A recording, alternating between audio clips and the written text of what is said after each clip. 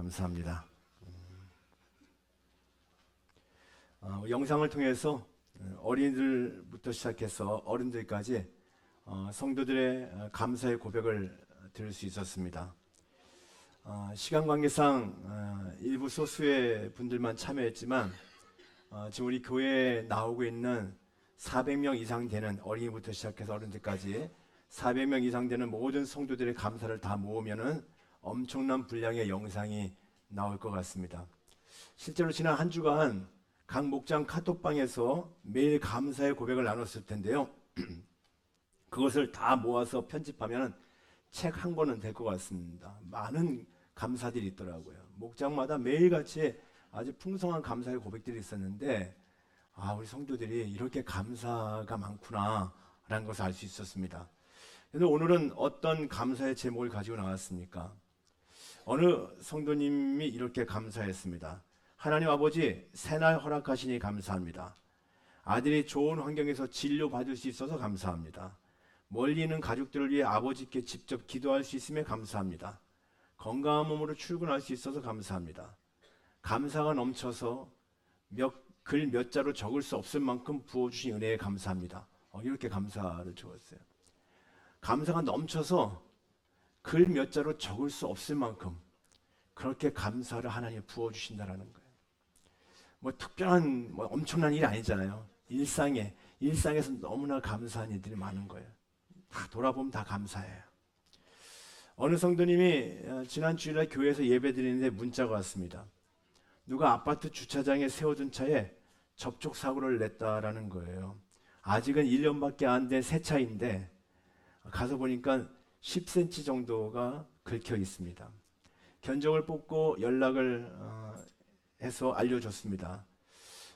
그러면 이제 그분이 수리해 주면 되는 거죠. 근데 우리 성도님의 마음이 불편해졌어요. 편치 않았어요. 차가 망가진 것도 아니고 단지 겉모양만 안 좋아진 것입니다. 하나님이 원치 않으신 것 같았습니다. 그래서 그분에게 전화를 해서 괜찮습니다. 수리 안 해도 됩니다라고 그렇게 얘기를 했습니다. 그랬더니 그분이 너무나 좋아하고요. 감사하면서 몇 동 몇 호에 사는가 물어보더래요. 알려주시면 가서 감사 인사 드리겠다라고. 우리 성도님은 괜찮다고, 나는 하나님을 믿는 사람인데 하나님이 그렇게 하라고 하신 것이다라고 그렇게 얘기를 했습니다. 그랬더니 그럼 어느 교회 다니십니까? 얘기하더래요. 그래서 봉선중앙교회 다닙니다. 그 얘기는 잘했어요. 예. 봉선중앙교회 다니는 분들 너무 멋지지 않습니까? 그렇게 하고 났더니 차가 망가졌음에도 불구하고 오히려 기쁘고 감사하더라는 거예요. 예, 보상 받을 수 있죠. 깨끗하게 차를 다시 돈 들여서 회복시킬 수 있죠. 근데 혹시 차가 긁혀져 있어도 그 내면이 얼마나 아름다워졌습니까? 오히려 더 기쁘고 더 감사하다라는 거예요. 나는 우리 교회 성도님들이 너무 자랑스럽습니다. 감사하기 어려운 상황에서도 감사한 분들이 많습니다. 그럼에도 불구하고 감사하는 거예요. 역시 복음을 아는 사람들은 다르다라는 것을 보여주고 있습니다.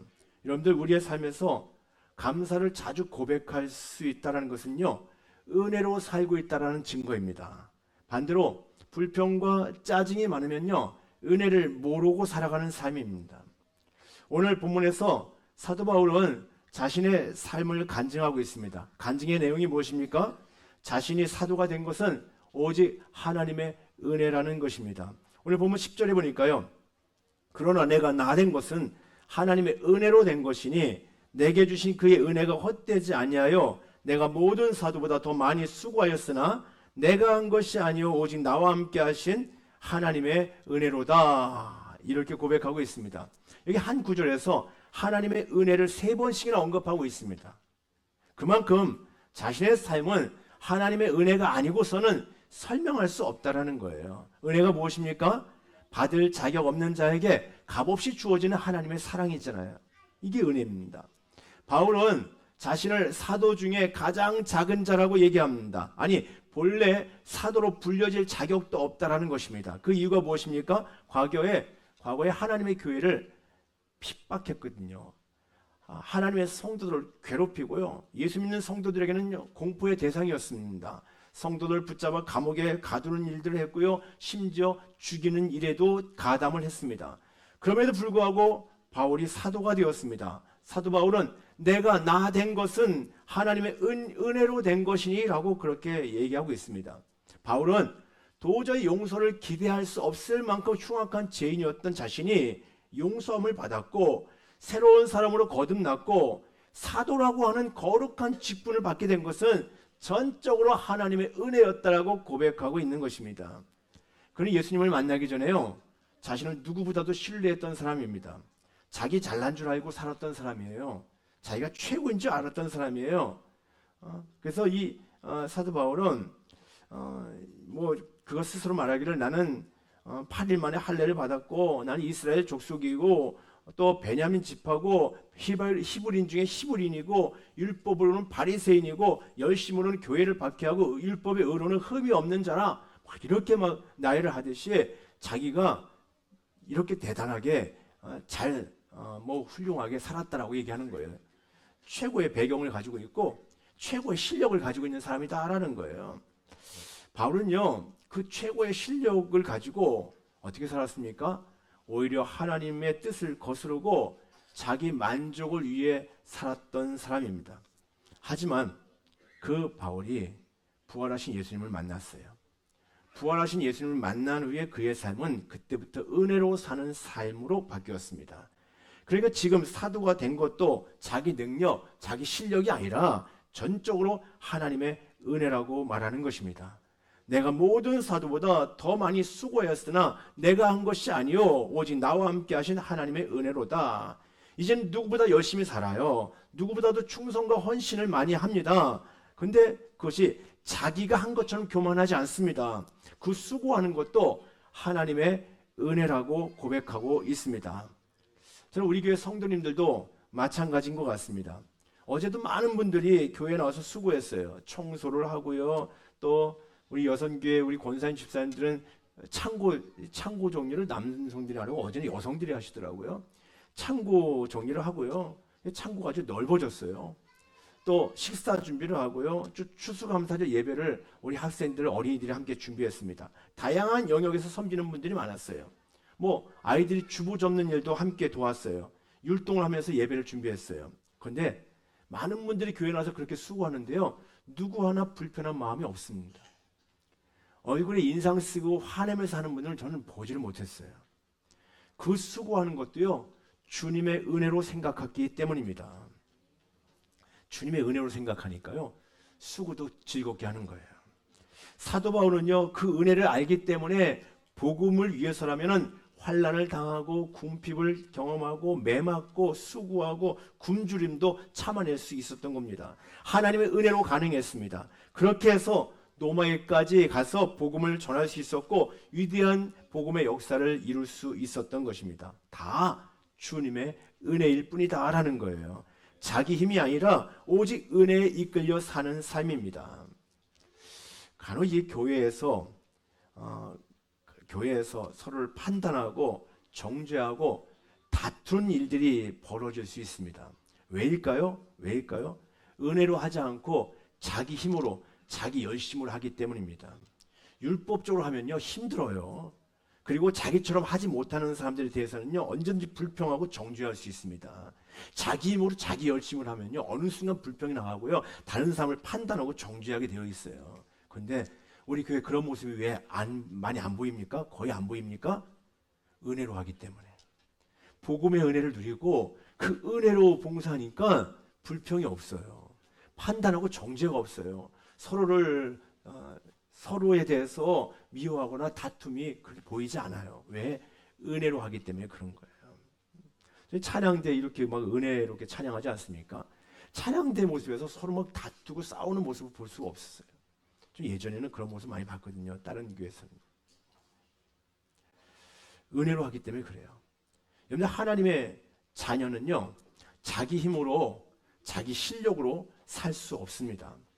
세상 사람들은 자기 실력으로 자기 노력으로 살려고 하지만 하나님의 백성들은 그것만으로는 안 됩니다. 그 위에 주님의 은혜가 반드시 필요합니다. 이런 사실을 하나님께서는 이스라엘 백성들에게 입체적으로 가르쳐 주셨는데요. 하나님께서 이스라엘 백성들을 광야로 이끄셨어요. 출애굽한 이스라엘 백성들을 광야로 데려가셨는데 거기는 물도 없잖아요. 먹을 것도 없잖아요. 농사를 지을 수도 없어요. 철저히 하나님의 은혜로만 살 수 있는 곳이 바로 광야였습니다. 그런데 하나님은 어떻게 하십니까?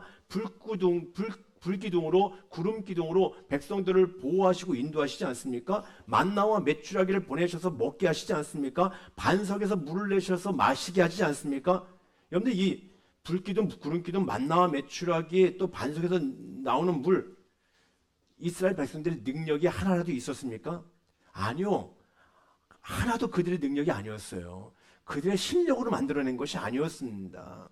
신명기 8장 3절에 보니까요, 하나님이 만나를 주신 것은 하늘에서 막 만나가 떨어져 내리는 거예요. 근데 그 만나를 주신 것은 사람이 떡으로만 사는 것이 아니요 여호와의 위에서 나오는 모든 말씀으로 사는 줄을 알게 하려 하심이라 라고 그렇게 말씀하고 있습니다.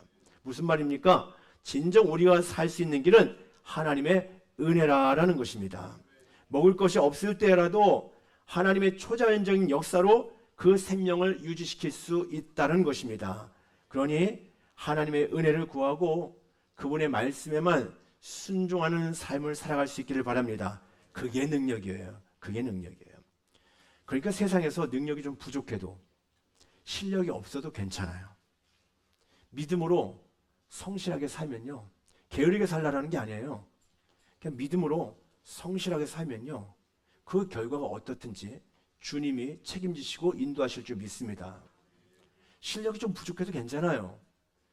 세상은 실력 갖고 사람을 판단하지만 그러나 우리 하나님은 그렇게 하지 않으십니다. 지난 월요일에 대구 기독교 선교 유적지를 탐방하고 왔습니다. 단체 대표들 데리고 가서 기독교 선교 유적지를 탐방하고 왔는데 마지막 코스로 개성중학교라는 곳을 방문했습니다. 대구 경북에서 최초로 근대 교육이 시작된 학교인데요. 기독교 학교예요. 선교사님이 세운 학교입니다. 근데 학교에 가서 이 교정에서 학교 교목 목사님과 대화를 나누는 중에 저쪽에서 찬송을 부르는 소리가 들려왔습니다. 중학생 아이들이 지나가면서 어느 건물을 지나가면서 하늘을 쳐다보고는 큰 소리로 찬송을 부르는 거예요. 이것이 나의, 막 건물을 쳐다보고 하늘을 쳐다보고, 이것이 나의 간증이요, 이것이 나의 찬송이요. 여러 명의 중학생들이 찬송하며 걸어가고 있는 거예요. 그래서 제가 궁금해갖고 그 교목 목사님에게 물어봤습니다. 애들이 왜 저기서 찬송을 부르며 지나갑니까? 했더니, 목사님, 찬송을 부르며 지나가면요 하늘에서 사탕이 떨어져요. 그랬대요. 어떤 사탕인가 하면 마이쮸. 마이쮸가 떨어진대요. 나의 주. 마이쮸라는 사탕이 떨어지는데 사탕이 어디서 떨어지는지 모르겠어요. 이 교목 목사님이 아이들이 지나가면서 딱 찬송을 부르면요 얼굴은 절대 보이지 않고 창문으로 사탕을 던진대요. 그래서 그 교목 목사님이 있는 건물에 그 아래 길을 지나갈 때는 학생들이 찬송을 많이 부르고 지나간다는 거예요. 그러면 우리 교목 목사님이 항상 결코 얼굴은 보여주지 않아요. 하늘에 떨어져야 되니까. 그래서 마이쮸를 사탕을 던져준다고 합니다. 너희들 평생의 삶 속에서 나의 주 하나님만 바라보고 의지하라는 거예요. 그런 의미를 들여서 너희들 여기서 아무리 실력을 쌓아도, 너희들 아무리 열심히 공부해도 세상은 힘들게 살아갈 수밖에 없다. 그런데 힘들고 어려울 때 하늘을 향해 찬송을 불러라. 그 하늘에서 사탕이 떨어질 것이다. 그걸 가르쳐주고 싶어서 아이들에게 그렇게 했고, 그때부터 아이들은 계속 이 교정을 다니면서 찬송을 부르기도 하고, 그 찬송 부를 때 마이쮸가 떨어지기도 하고, 어떤 때는 가끔 초코파이 말고요 OS가 떨어진대. OS. 결국 초코파이를 안 던져주고 OS를 던져준다고 합니다. OS로 살라라고. 공부하는 학생들에게요 실력이 아니라 하나님의 은혜로 살아야 한다는 것을 가르쳐 주는 거예요. 여러분, 실력으로 살 수 없습니다. 능력으로 세상을 살아갈 수 없습니다. 하나님의 은혜로 살아갈 수 있습니다. 모세가 가나안 땅으로 12 정탐꾼을 보냈습니다. 정탐꾼들이 돌아와서 얘기합니다. 우리는 능히 올라가서 그 백성들을 치지 못할 것입니다. 그들은 우리보다 강합니다. 우리는 그들에 비하면 메뚜기 같은 존재입니다. 라고 얘기합니다. 그러나 그들 중에 2명의 정탐꾼 여호수아와 갈렙이 다르게 얘기합니다. 우리는 그 땅에 올라갈 수 있습니다. 우리는 능히 그 땅을 취할 수 있습니다. 하나님 우리와 함께 하시면 능히 이길 수 있습니다. 여호와께서 우리와 함께 하시니까 우리는 두려워하지 맙시다. 그렇게 얘기합니다. 그러나 10명은 부정적인 보고를 했고 2명은 믿음의 보고를 했는데 10대 1로 졌잖아요. 그래서 가나안 땅에 못 들어갔어요. 광야에서 뺑뺑이 도는 거예요. 뺑뺑이 도는 거예요. 여러분들 지금 10명의 정탐꾼과 이스라엘 백성들은 뭐 얘기하는 겁니까? 여기까지 은혜로 왔는데 이제 와서 우리가 능력이 없어서 못 들어간다라는 거예요. 힘이 없어서 못 들어간다라는 거예요. 아니, 그들이 우리보다 강하고 우리는 약해서 결코 못 들어간다라는 거예요. 여러분 지금 그들이 여기까지 능력이 있어서 왔습니까? 그들이 능력이 있어서 애굽을 빠져나올 수 있었고 그들이 능력이 있어서 홍해를 건널 수 있었고 그 능력이 있어서 여기까지 온 겁니까? 아니요. 그들은 원래 능력이 없었어요. 애굽에 있을 때도 힘이 없었고요. 홍해를 건널 때도 그들은 약했던 존재들이고요.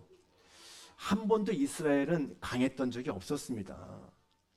그러나 하나님의 은혜로 그들은 애굽을 나올 수 있었고 하나님의 은혜로 바다가 갈려져서 홍해를 건널 수 있었고 하나님의 은혜로 광야의 삶을 살 수 있었던 것입니다. 구름기둥, 불기둥, 홍해를 건너는 것 온갖 은혜의 기적으로 살아온 거예요. 근데 은혜로 여기까지 와놓고 이제 은혜가 아니라 자기 능력으로 가나안 땅을 들어가려고 해요. 우리는 저들보다 힘이 없어서 못 들어갑니다 얘기하고 있어요.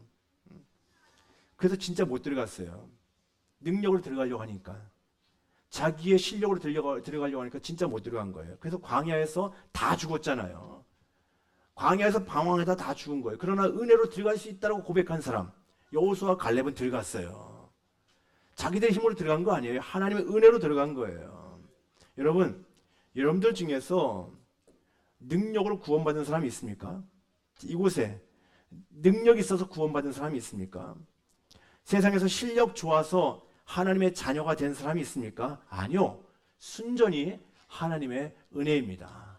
하나님의 은혜로 우리가 구원받았고 하나님의 은혜로 우리 하나님의 자녀가 되어져서 하나님의 아버지라 부를 수 있게 된 것입니다. 여러분들이 능력이 좋아서 우리 자녀들 잘 컸습니까? 아니잖아요. 부모의 힘으로 안 된다는 걸 아시잖아요. 그렇죠? 도저히 자녀들을 잘 키울 수 있는 실력이 없다는 거 아시잖아요. 근데 왜 자꾸만 세상 실력으로 키우려고 해요? 왜 세상 능력으로 자녀들을 키우려고 합니까? 그러니까 자꾸만 실패하는 거잖아요. 세상 능력으로 하려고 하니까 실패하는 거예요. 돈 많이 들여서 학원 잘 보내고 공부 잘하게 만들면은 이 아들이 성공하는 겁니까? 아니요. 그렇지 못한 거 우리는 알고 있잖아요. 공부 잘하고 세상에서 성공했다고 하는 사람들이 오히려 불행하게 살고 있는 걸 우리는 너무 잘 알고 있잖아요. 여러분들 주님 안에서 자랄 때 자녀들이 온전하게 성장할 수 있습니다. 우리 청소년들이 게임 중독, 또 도박 중독, 마약 중독이 심각하다고 합니다. 또 중독이 여러 가지 범죄로 이어진다고 합니다. 왜 그런 일들이 벌어질까요? 능력주의, 실력주의 세상에서 희생당한 거예요. 우리 자녀들이 희생당한 거예요. 그 자녀들 탓 아니에요. 세상이 그렇게 만들어낸 거예요. 왜? 능력주의 세상에서, 실력주의 세상에서 도저히 힘들어서 안 되겠다라는 거예요. 그러다 보니까 어느 순간 게임에 빠지고 어느 순간 도박에 빠지고 마약에 빠진 거예요. 결국 실력이 있든 실력이 없든 병들고 망가져가는 거예요. 저는 예수님 만나고 대박난 사람입니다. 제가 능력이 있어서 구원받은 거 아니거든요. 실력이 대단해서 이 자리에 서 있는 것도 아닙니다. 실력 있는 사람 세우려면은 좋은 대학 나오고 아주 똑똑하고 외국 유학 가서 아주 유명한 대학에서 박사학위 받고 그렇게 돌아온 분들 실력 있는 분들 여기 세워야죠. 전 실력이 있어서 이곳에 선 것이 아니에요. 하나님의 은혜로 구원받았고요. 하나님의 은혜로 쓰임받고 있는 것입니다. 앞으로도 저는 하나님의 은혜로만 살 수 있다고 믿습니다. 하나님의 은혜 아니면 이전의 삶도 설명할 수 없고요. 하나님의 은혜 아니면 앞으로의 삶을 저 기대할 수 없습니다. 여러분들 지금까지 여러분들도 다 은혜로 왔습니까? 은혜로 살아온 줄 믿으십니까? 예, 그렇다면 앞으로도 계속 은혜로 살아가시기 바랍니다. 여전히 약해요. 여전히 부족해요. 그렇기 때문에 우리가 하나님을 바라보고 하나님의 은혜를 구해야 하는 것입니다. 조금 나아졌다고 해서 내가 할 수 있다고 생각하지 마십시오. 조금 내가 높아졌다고 해서, 조금 승진했다고 해서, 조금 더 많이 벌었다고 해서, 조금 뭐 예뻐졌다고 해서 자기 실력 있다고, 자기 잘났다라고 그렇게 교만하지 마십시오. 주님의 은혜 아니면 안 됩니다. 주님의 은혜 아니면요, 다 무너지게 되어 있습니다. 여러분들 우리 인생에서 가장 큰 은혜가 무엇입니까? 나 같은 죽어 마땅한 죄인이 용서받고 하나님의 자녀가 되었다는 사실입니다. 하나님의 아들 예수 그리스도께서 나를 위해서 십자가에 달리셔서 피 흘려 죽어 주셨습니다. 그 보혈의 은혜로 우리가 살게 된 것입니다. 이것이 우리의 최고의 은혜예요. 모든 것이 다 은혜인데, 모든 것이 다 은혜인데, 그래서 우리는 매일매일 은혜를 고백할 수 있어요. 아침에 깨어난 것도 은혜고요, 내가 숨을 쉬는 것도 은혜고요, 내가 오늘 하루 한 끼 먹을 수 있는 것도 은혜고요, 내가 걸어갈 수 있는 것도 은혜고요, 내가 직장 일을 할 수 있는 것도 은혜고요. 모든 것이 다 은혜입니다. 그런데 가장 근본적인 최고의 은혜는 내가 용서함 받고 하나님의 자녀가 되었다라는 그 사실입니다. 그것이 가장 크고 놀라운 은혜입니다. 그 은혜 입은 자들은 매일매일의 삶이 다 은혜입니다. 여러분들 은혜로 살아갈 수 있기를 주님으로 축복합니다. 오직 은혜에 감사할 수 있길 바랍니다. 앞으로도요, 계속 은혜로만 사시길 바랍니다. 봉사할 때도요, 은혜로 봉사할 수 있기를 바랍니다. 우리는 하나님의 은혜 아니면은 안 되는 존재입니다. 세상 사람들이 그걸 모르잖아요. 그래서 너무 불쌍한 거예요. 그리고 우리는 알게 되어졌어요. 그래서 너무 감사한 거예요. 하나님 은혜를 알게 되어졌고, 하나님 은혜로 살 수 있다는 걸 알게 되어졌어요. 여러분들 그 은혜를 날마다 감사하며 살아갈 수 있는 믿음의 사람들 될 수 있기를 주님으로 축복합니다. 기도하겠습니다.